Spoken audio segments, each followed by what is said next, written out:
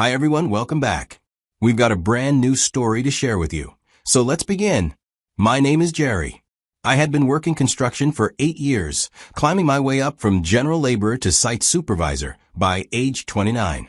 My steady income and reliable nature made me an attractive partner, which is how I met Becca at a mutual friend's barbecue many years ago. Becca worked at a mid-size advertising firm downtown, earning a comfortable salary that funded her active social life and frequent trips. Our relationship progressed steadily over 2.5 years.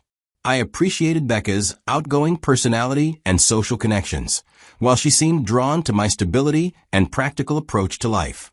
We moved in together after 14 months of dating, splitting the rent on a 2-bedroom apartment in the suburbs. I proposed in July 2024 during a weekend getaway, presenting a $4,500 diamond engagement ring I had saved for months to purchase.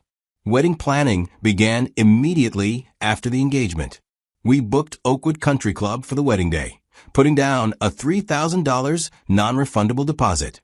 The venue could accommodate our guest list of 127 people, including family members, co-workers, and Becca's extensive network of college friends and social acquaintances. Additional vendors were secured alongside a photographer for $2,800, catering for $6,200, and a wedding band for $1,600. Total wedding expenses exceeded $18,000. I didn't notice certain patterns in our relationship until it was too late. Becca rarely altered her social plans for my needs. I had previously rationalized these decisions as Becca simply being social and independent, qualities I initially found attractive. However, friends and family members occasionally commented on the one-sided nature of our relationship dynamics. We maintained separate bank accounts while splitting household expenses evenly. I contributed $1,200 monthly toward rent, utilities, and groceries, while maintaining my own savings account for personal expenses and future planning. Becca matched my household contributions, but spent significantly more on entertainment, clothing, and travel with her friend group. Our financial philosophies differed considerably, though we had managed to establish a joint savings account containing $8,200 earmarked for wedding expenses and a future house down payment. 3 months before the accident, Becca had booked a girls' weekend trip to Las Vegas with her college sorority sisters. The occasion was a bachelorette party for their friend Linda, who was getting married. The trip package cost $1,200 per person and included round-trip flights, 3 nights at a luxury resort on the Strip, and various entertainment reservations. Becca had paid in full using her credit card, mentioning to me that the deposit was non-refundable, and the group had been planning the celebration for over a year. The job site where I worked was located in the downtown business district, part of a major commercial development project scheduled for completion in the next 14 months. The 12-story office complex required extensive foundation work, necessitating the use of heavy machinery, including excavators, bulldozers, and concrete pumps. As a site supervisor, I was certified to operate multiple pieces of equipment and regularly switched between administrative duties and hands-on construction work. On the day of the accident, 2 days before Becca was supposed to travel, it was a typical Tuesday morning at the construction site. I arrived at 6:30 a.m. for the daily safety meeting with my crew of 14 workers. Weather conditions were favorable, with clear skies and temperatures in the mid-50s. The day's schedule included continued excavation work on the building's northeast corner, where crews were digging to install underground utility connections. I was operating a Caterpillar 320 excavator, a machine I had used hundreds of times over my career. At approximately 2:30 p.m., I was maneuvering the excavator near a section of exposed foundation when a hydraulic hose connecting to the boom assembly suffered a sudden rupture. The high-pressure hydraulic fluid loss caused the boom to drop rapidly and unexpectedly. I attempted to jump clear of the operator's cabin, but my left leg became caught between the boom and the excavator's track frame. The crushing impact resulted in a severe closed fracture of my tibia, causing intense pain and immediate swelling that prevented me from moving the leg. A veteran crew member working nearby witnessed the accident and immediately called 911 from his cell phone. He provided the emergency dispatcher with precise location information and a description of my injuries, while other workers secured the area and attempted to keep me conscious and still. The city's paramedic unit arrived within 8 minutes, followed shortly by a fire department rescue team equipped with hydraulic tools to safely extract me from my position. Emergency medical technicians administered pain medication and immobilized my leg using a rigid splint before transporting me to a medical center, the nearest hospital with orthopedic specialists. During the ambulance ride, I remained conscious but experienced significant pain despite the medication. My vital signs remained stable throughout transport, and medical personnel established an intravenous line to administer fluids and additional pain relief.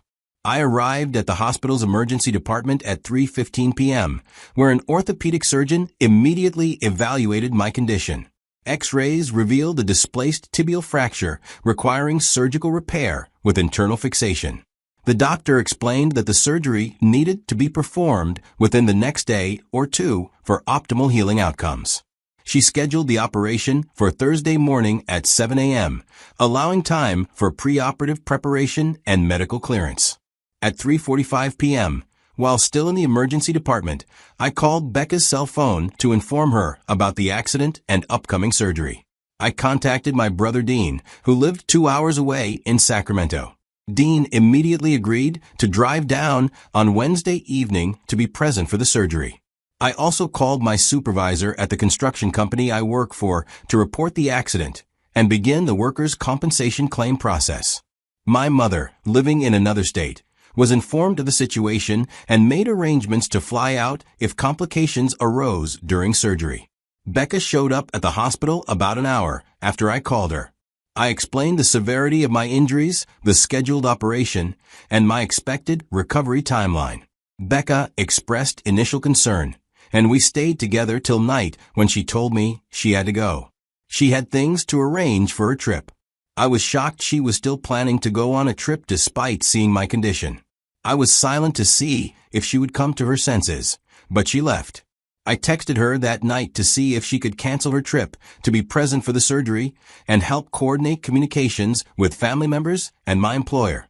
Wednesday morning brought the usual pre-surgical preparations. I was still waiting for a response from my fiancé. Hospital staff conducted blood tests, obtained additional x-rays, and completed paperwork for the operation. My anxiety about the surgery was compounded by Becca's silence.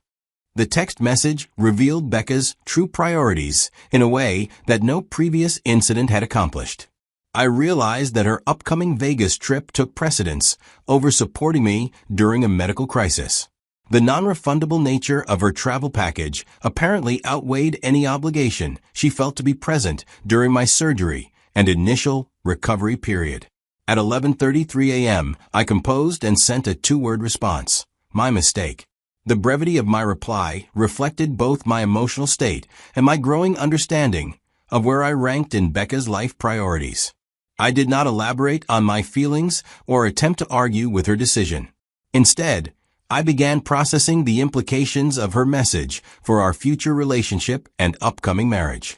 Thursday morning's surgery commenced as scheduled at 7 a.m.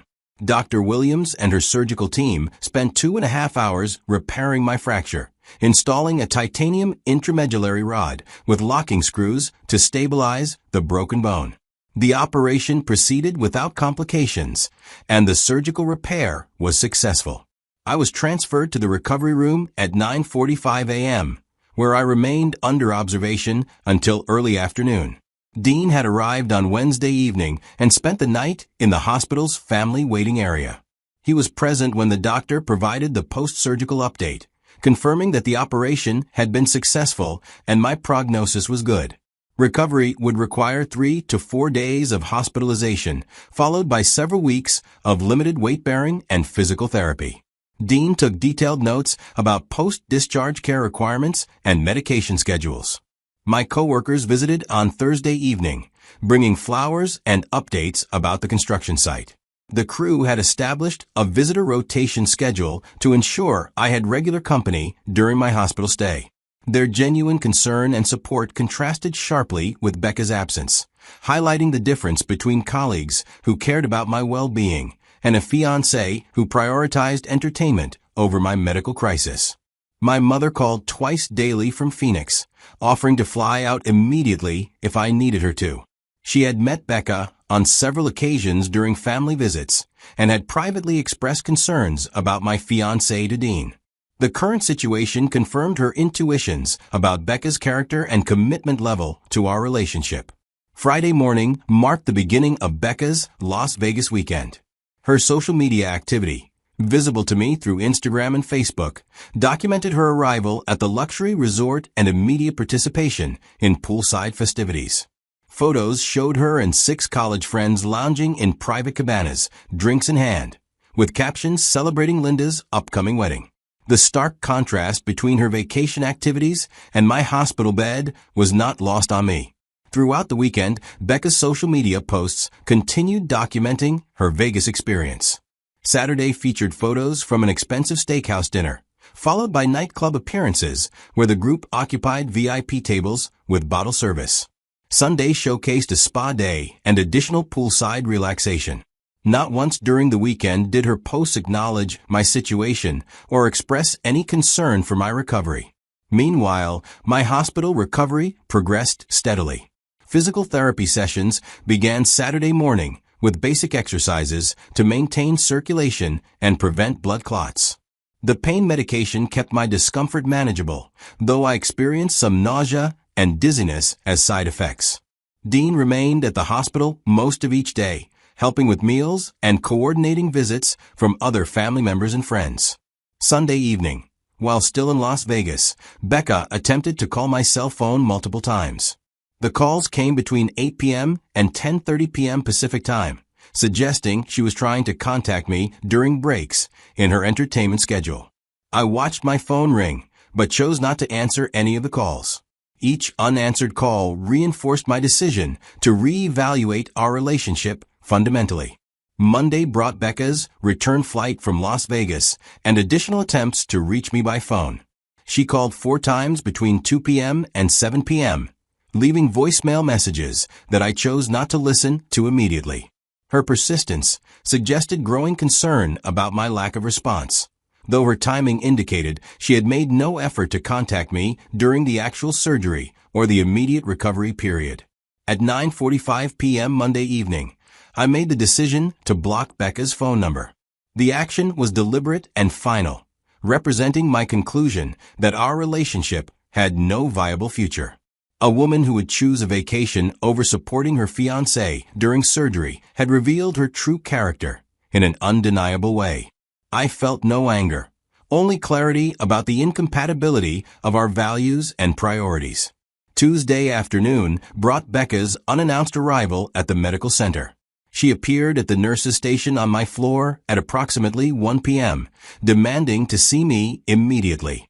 However, I had anticipated this possibility and removed her from my emergency contact list on Monday evening.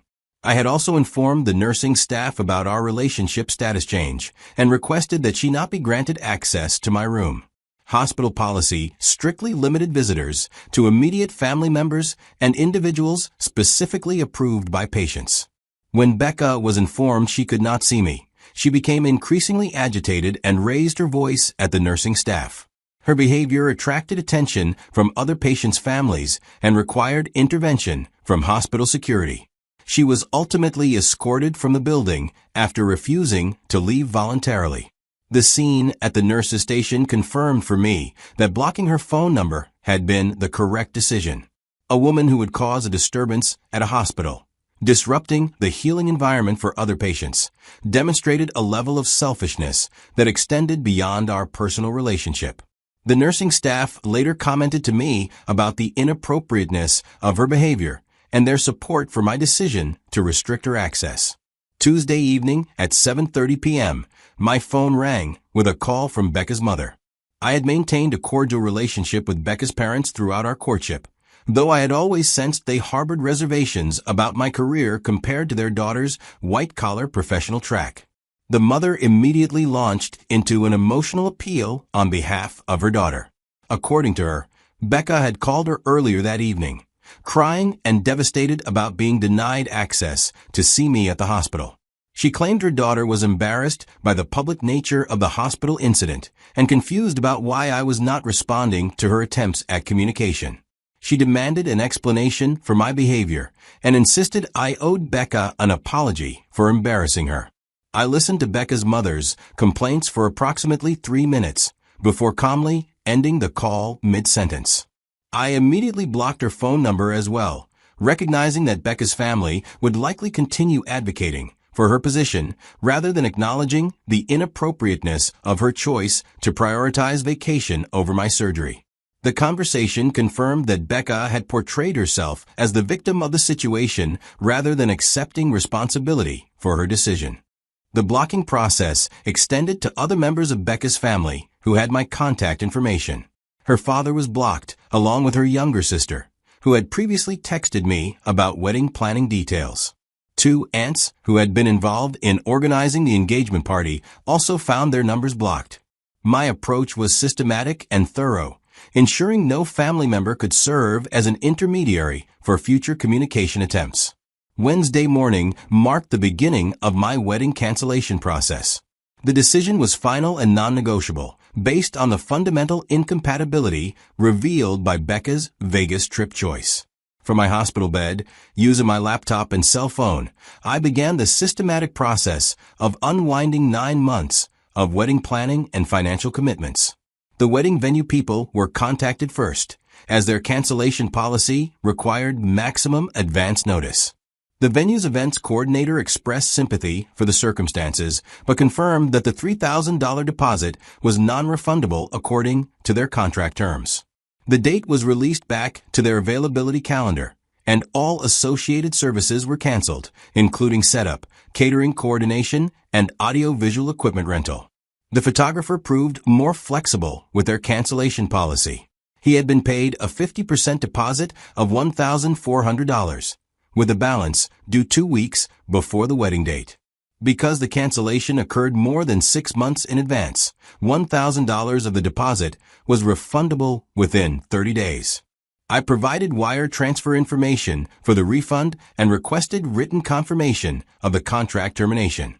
The catering offered the most favorable cancellation terms of all the vendors. Their contract included a clause allowing full refunds minus a $500 planning fee if cancellation occurred more than 90 days before the event date.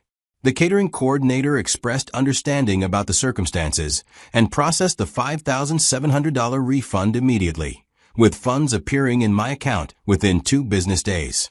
The wedding band had the least favorable cancellation policy, requiring forfeiture of the entire $800 deposit regardless of timing. Their contract specifically stated that deposits were non-refundable under any circumstances, as the band typically declined other bookings once a date was reserved. I accepted the loss and requested written confirmation that the wedding date was removed from their schedule. Floral arrangements were canceled with minimal financial impact. The florist required only a $200 deposit, with a balance due 1 week before delivery. Because the cancellation occurred well outside their penalty period, the full deposit was refunded promptly. The florist even offered to maintain my contact information for future events, demonstrating professional courtesy despite the circumstances. Guest notification requires careful consideration of messaging and timing. I had compiled a list of 127 guests through the initial planning process, including family members, co-workers, college friends, and social acquaintances from both sides of the relationship. I decided on a brief, factual email that avoided detailed explanations while providing necessary information about the cancellation. The email message was sent on Friday morning to all guests simultaneously, preventing rumors or speculation from spreading through personal networks before official notification. Response to the cancellation email varied significantly among recipients. Family members called seeking additional details, while coworkers expressed concern about my well-being following my accident. Several of Becca's friends sent messages expressing surprise and disappointment, though none demanded specific explanations. I maintained my policy of not discussing the personal details that led to the cancellation decision. The engagement ring situation required research into applicable state laws governing broken engagements. In our jurisdiction, engagement rings were considered conditional gifts that legally belonged to the purchaser if the engagement was terminated by the recipient. Although Becca's action ended the relationship through her Vegas trip decision, I terminated the engagement, so I forfeited legal ownership of the $4,500 ring. Financial disentanglement proved more complex than vendor cancellations. The joint savings account containing $8,200 required careful calculation of individual contributions over the preceding months. Bank records showed that I had deposited $4,700, while Becca contributed $3,500, not including interest earned. I withdrew my proportional share plus accrued interest, leaving Becca's contributions available for her withdrawal. Our shared apartment lease presented the most complicated logistical challenge. Both names appeared on the rental agreement. I contacted the property management company to explain my hospitalization and request early termination options. The leasing agent offered a buyout option requiring payment of 2 months' rent plus forfeiture of our security deposit, totaling $3,100. I agreed to these terms and arranged for Dean to coordinate the apartment clearing process. Personal belongings accumulated over 2.5 years of cohabitation required systematic separation. I created detailed lists of items purchased individually versus jointly, ensuring fair division of shared assets. Major purchases like furniture and appliances were allocated based on original payment records maintained in our financial files. My practical nature had led me to keep receipts and documentation that now proved valuable during the separation process. By Friday morning, exactly 1 week after my surgery, I had successfully canceled or modified every aspect of our planned wedding and shared life while still in my hospital bed. The financial impact totaled approximately $4,300 in non-refundable deposits and early termination fees, a significant but manageable loss given the circumstances.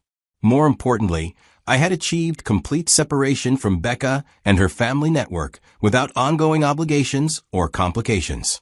Physical recovery continued to progress favorably during the wedding cancellation process. My surgical incision was healing properly without signs of infection. Physical therapy sessions helped maintain flexibility and strength in my affected leg, though full weight-bearing activity remained restricted for several more weeks. The doctor expressed satisfaction with my healing progress during daily medical evaluations. The support system I had cultivated through work relationships and family connections proved invaluable during my recovery period. My mother decided to postpone her visit until my discharge, when her assistance would be most needed. Pain management became increasingly effective as the initial surgical trauma subsided. My medication dosage was gradually reduced from every 4 hours to an as-needed basis, allowing me greater mental clarity for decision-making about my future. The forced period of bed rest provided unexpected time for reflection about relationship patterns and personal priorities that had previously been overlooked during busy work schedules. The process of rebuilding my life began even before hospital discharge. I researched apartments suitable for a single occupant, focusing on ground floor units that would accommodate my temporary mobility limitations. I also investigated physical therapy providers covered by my health insurance plan, seeking facilities with experience treating construction-related injuries. These practical preparations helped maintain forward momentum during an otherwise challenging period. Coworker visits revealed that Becca had attempted to contact several of my colleagues seeking information about my condition and whereabouts after her hospital access was denied. I heard that she had called the construction company's main office, claiming to be my emergency contact and demanding updates about my status. The office manager correctly referred her to workers' compensation administrators, who confirmed they had no obligation to share medical information with non-family members. These contact attempts reinforced my decision to maintain a complete communication blockage. A person who would manipulate professional relationships to circumvent personal boundaries demonstrated continued disrespect for my clearly expressed wishes. I informed my coworkers about the situation and requested that they not share information about my recovery or future plans if contacted by Becca or her representatives. The final days of hospitalization passed quietly, with steady improvement in my mobility and pain levels.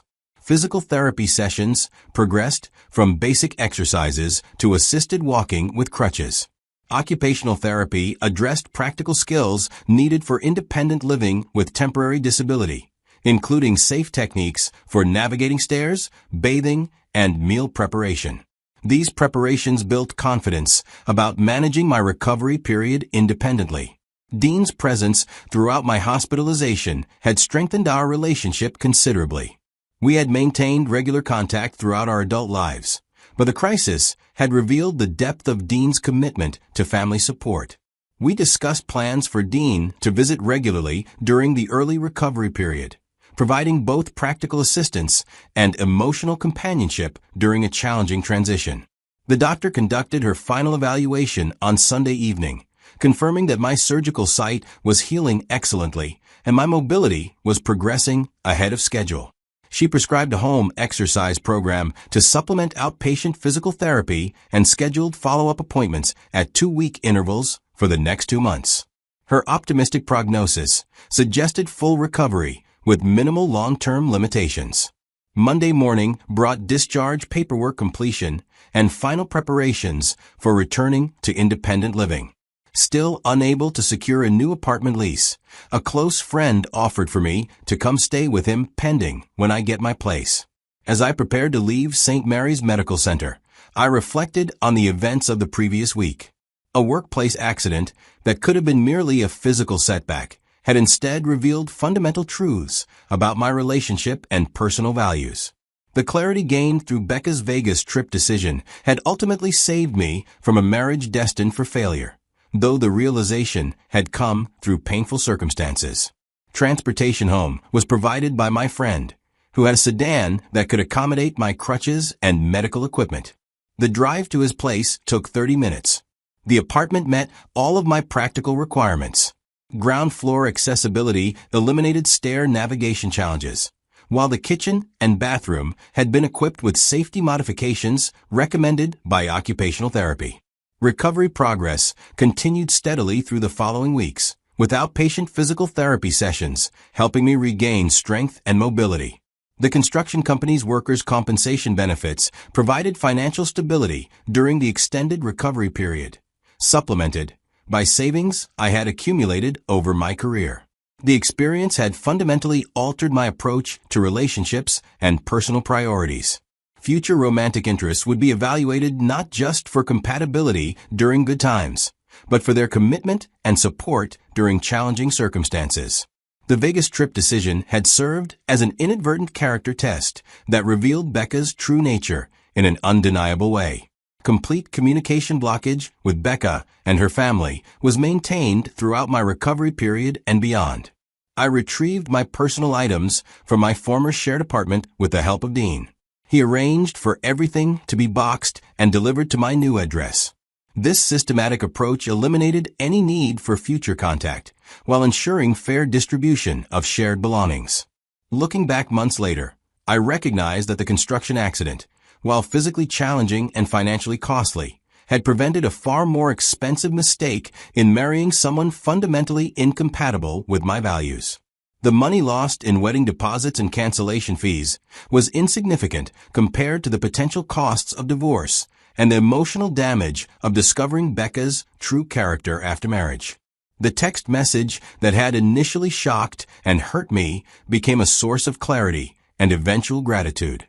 In 14 words, Becca had revealed exactly who she was and what I could expect from our relationship during future crises. Her casual dismissal of my surgery in favor of a vacation had been the most honest communication in our entire relationship, finally showing her authentic priorities without pretense or manipulation. Thank you for watching.